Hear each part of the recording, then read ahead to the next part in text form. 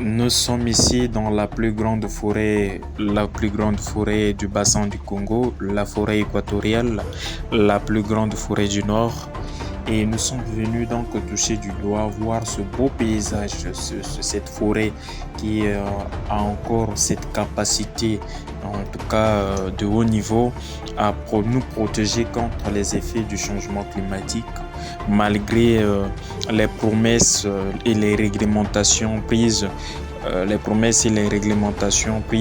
dans les discours pendant les COP, les conférences internationales sur la lutte contre le réchauffement climatique. Peu d'acteurs du secteur de la conservation, y compris aussi celle des forêts tropicales, ont suivi le plan d'action convenu à Durban, mais aussi, surtout même, peu des engagements pris par la suite ont été mis en œuvre de manière tangible.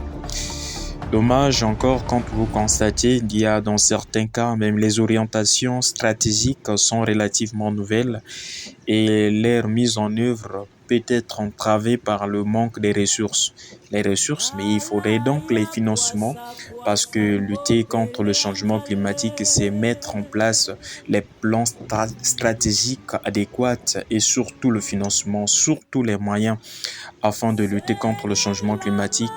pour que les gens qui y vivent, donc tout autour de ces forêts, soient garantis, ces personnes-là vivent mieux et aient au moins des activités durables qui permettent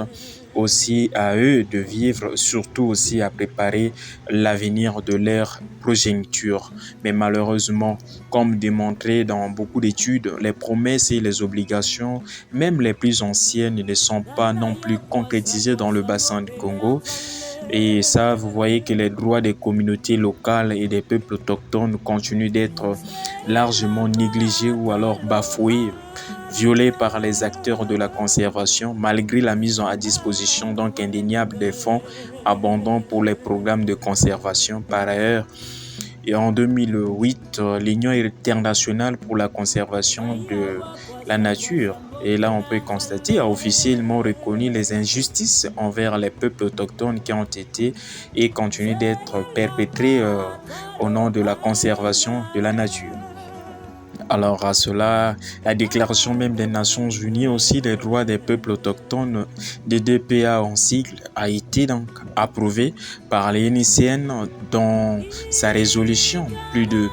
4052 exigeant de tous les membres qui l'appliquer dans leurs actions respectives. Et ça, dommage que personne ne fait gaffe. Et là, nos recherches visent aussi à savourer cette belle nature et à comprendre que cette nature, oui, effectivement, nous serve de la lutte contre le changement climatique. Ici, il y a peu de soleil parce que quand vous êtes ici dans cette forêt, vous respirez donc de l'air, de la climatisation naturelle, purement naturelle, qui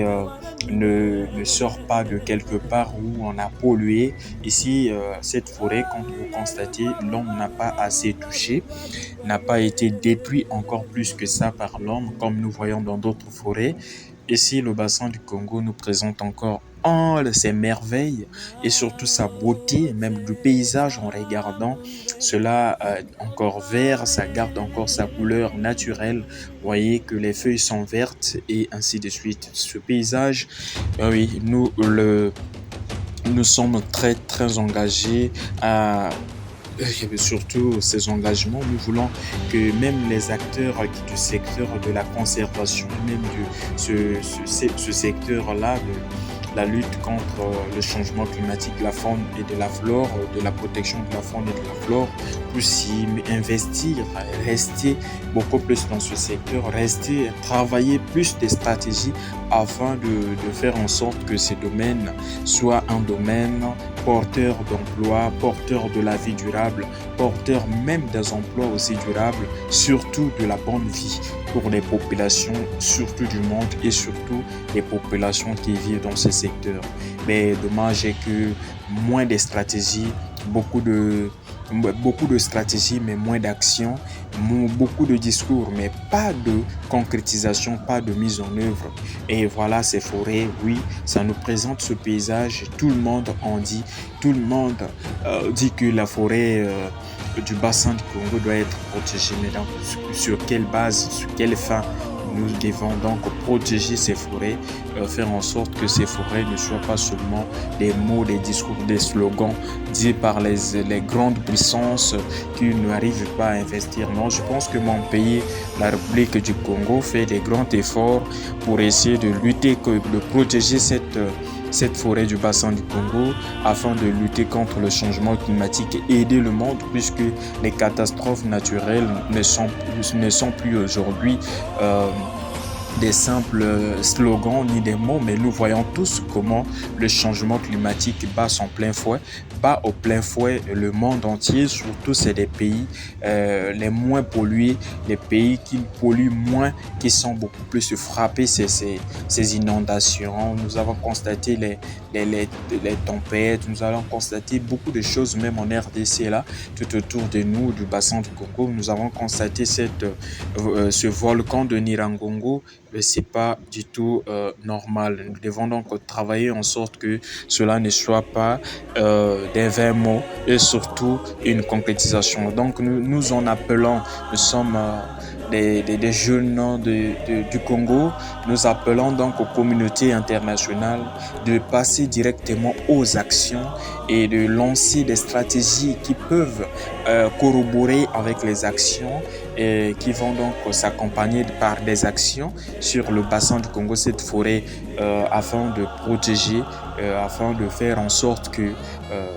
il y ait la réduction des gaz à effet de serre sur l'atmosphère, puisque c'est ce que nous voulons à la suite et davantage pour le bien-être de l'humanité et diminuer assez moins des maladies pour essayer de vivre aussi longtemps dans cet espace que Dieu nous a donné. En tout cas, je suis le perfectionniste, votre humble serviteur, amoureux aussi de la forêt, amoureux de la nature.